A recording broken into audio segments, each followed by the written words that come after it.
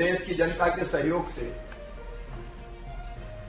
और विशेषकर आज मैं धन्यवाद देना चाहूंगा क्राइसिस मैनेजमेंट कमेटीज को, गांव की, ब्लॉक की, वार्ड की और जिले की। उनके परिश्रम के कारण, हमारे प्रशासन की अथक मेहनत के कारण कोरोना संक्रमण को नियंत्रित करने की स्थिति में अब मध्य प्रदेश आता जा रहा है। आज पॉजिटिव केस आए हैं 2422, 2422, और जो स्वस्थ होके गए हैं, जो रिकवर हुए हैं, उनकी संख्या है 7373। मुझे ये कहते हुए भी संतोष है कि हमारा रिकवरी रेट, मतलब स्वस्थ होने वालों की दर अब लगातार बढ़ रही है। कल जो लोग स्वस्थ होकर घर गए हैं, अगर वो पूरा रिकवरी रेट निकाला जाए तो 92.68% हमारा रिकवरी रेट हो गया है। अब हमारे कई जिले ऐसे हैं, लगभग 15 कल की तारीख के, जहां पॉजिटिव प्रकरण 10 से कम आए हैं। आगरमालवा, भिंड, अशोकनगर, अलीराजपुर, खंडवा, बड़वानी, बुरहानपुर, मंडला, झाबुआ, नरसिंहपुर, सिंगरौली, निवाड़ी, डिंडौरी, शाजापुर, टीकमगढ़, इन सब में पॉजिटिव आने वालों की संख्या अब 10 से कम है। आगरमालवा में तो और भिंड में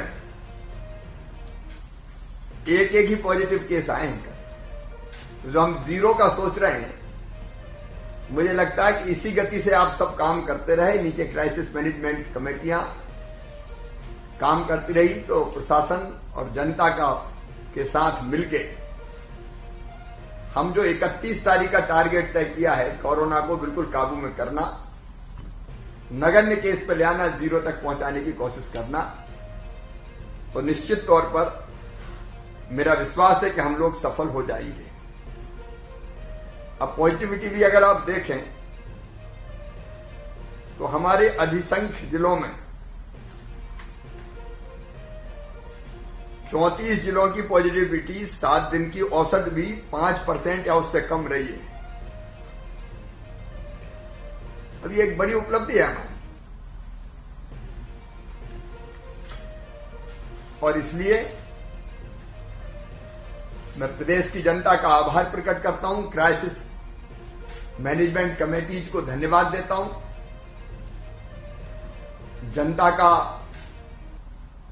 जनता को धन्यवाद, और प्रशासन और आप सबको भी उसके लिए मैं धन्यवाद दे रहा हूं। लेकिन हमारी जो कोरोना से लड़ने की स्ट्रेटजी है, आज मैं संक्षिप्त चर्चा उस पर आपसे करना चाहता हूं। इससे ही हम कैबिनेट की बैठक का प्रारंभ कर रहे हैं। जो अपनी रणनीति है, 31 तारीख तक केस मिनिमम रह जाएं, कम से कम कर दें।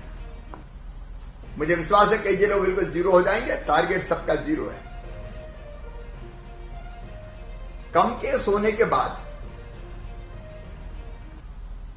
आंकड़ा जब ऐसा हो जाता है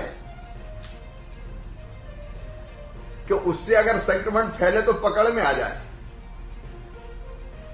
तो हम ये करेंगे, 2 चीजें करेंगे। एक, हम अनलॉक की प्रक्रिया शुरू करेंगे, धीरे धीरे खोलने की प्रक्रिया शुरू करेंगे। 1 जून से वो हमको शुरू करनी है। लेकिन साथ में टेस्टिंग हमारी चलेगी। टेस्टिंग हम यही 75-80 हजार रखेंगे। इसका फायदा ये होगा कि जहां भी पॉजिटिव आया, इलाका पहचान लेंगे, और पहचान के जो पॉजिटिव आया उसको अलग कर देंगे। होम आइसोलेट या कोविड केयर सेंटर हमारे चलते रहेंगे, वो खत्म नहीं करेंगे। और फिर उसकी कॉन्ट्रैक्ट ट्रेसिंग कर लेंगे, मतलब वो कितनों से मिला है, परिवार और परिवार के अलावा। तो उसमें कोई पॉजिटिव है तो तत्काल पकड़ में आ जाएगा तो उसको इलाज कर देंगे अलग कोविड केयर सेंटर में, या होम आइसोलेशन की व्यवस्था घर पे होगी तो वहां रख देंगे। इसका परिणाम यह होगा कि आया और हमने पकड़ लिया और इलाज की व्यवस्था कर दी, अलग थलग कर दिया, तो वो सुपर स्प्रेडर नहीं बनेगा, ज्यादा में संक्रमण नहीं फैलेगा। और इस पद्धति से हम दोनों चीज दुनिया भी चलाते रहेंगे, मतलब हमारे सामान्य काम चलते रहेंगे और कोविड को भी हम काबू में रखेंगे। यह हमारी रणनीति है। लेकिन दो चीजें इसमें महत्वपूर्ण है। देखिए तीसरी लहर क्या है, मैं जितना समझाऊंगा आपको बताता हूं। पहली लहर के बाद 2700 केस हमारे सितंबर में आए थे, कोविड कंट्रोल हुआ। नवंबर आते आते जनता निश्चिंत हो गई, सबको ऐसा लगने लगा कि अब तो कोई खास बात नहीं है। हमारे सारे आयोजन चालू हो गए, राजनीतिक, धार्मिक, सामाजिक, शादी, विवाह, उत्सव, और उसमें धीरे धीरे धीरे धीरे धीरे वो स्प्रेड होता रहा। और बाद में विस्फोट तब हुआ जब स्प्रेडर बढ़ गए, क्योंकि 1 से 2 में हुआ, 2 घूमे, 2 से 10 में हुआ, 10 घूमे, 10 से 20 में हुआ, 20 घूमे, और बाद में फिर वो एकदम बढ़ा। जब ज्यादा संक्रमित घूम रहे हैं तो वो बढ़े गई, तो एकदम दूसरी लहर आ गई। अब तीसरी लहर को अगर रोकना है तो अनलॉक करने के बाद, एक तो अनलॉक कैसे करें ये तय करना पड़ेगा, एक साथ हम नहीं खोल सकते सब, और इसलिए उसकी प्रक्रिया क्या होगी वो तय करना है। और अनलॉक के बाद हमारा व्यवहार कैसा रहता है, हमारा मीन समाज का। अगर आयोजन शुरू हो गए, मेले ठेले, शादी विवाह, बारात, सामाजिक, धार्मिक, राजनीतिक कार्यक्रम,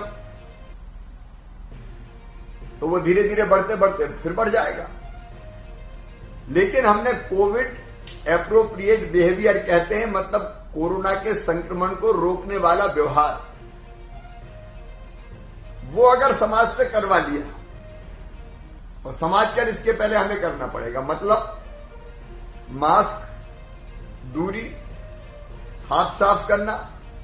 लेकिन इसका ध्यान अनलॉक होते समय देना, मतलब दुकानदार है तो दुकानदार मास्क लगाए कि नहीं, गोले बने कि नहीं, भीड़ लगा के तो खरीदार नहीं आ रहा, खरीदार आ रहा है तो उसके मास्क लगा कि नहीं, तो उसके हमको सख्त नियम बनाने पड़ेंगे।